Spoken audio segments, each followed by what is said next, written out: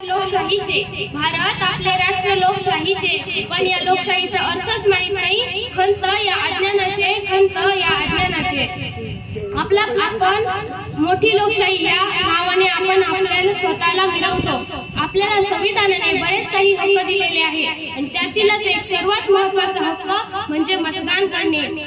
मतदान हा नुसता हक्कच नसून तो आपले कर्तव्य आहे. त्यामुळे आपण सर्वांनी वयाचे 18व्या वर्षी मतदान करायला चालू केले पाहिजे. आपल्याला जर आपल्या देशाची अर्थव्यवस्था बळकट हवी अशी वाटत असेल तर आपण या 3 गोष्टी जाणीवपूर्वक केल्या पाहिजे. त्यातील एक म्हणजे आपण जवळच्या मतदान केंद्रात जाऊन आपले नाव मतदान यादीत नोंदवले पाहिजे. 2 म्हणजे आपण प्रत्येक निवडणुकीत आपल्या मतदानाचा हक्क बजावला पाहिजे. आणि 3 सर्वात महत्त्वाचं म्हणजे मी माझे स्वतःचे बहुमोल मत योग्य, स्वच्छ व कर्तव्यदक्ष उमेदवारालाच देईन असे आपण निश्चय केला पाहिजे.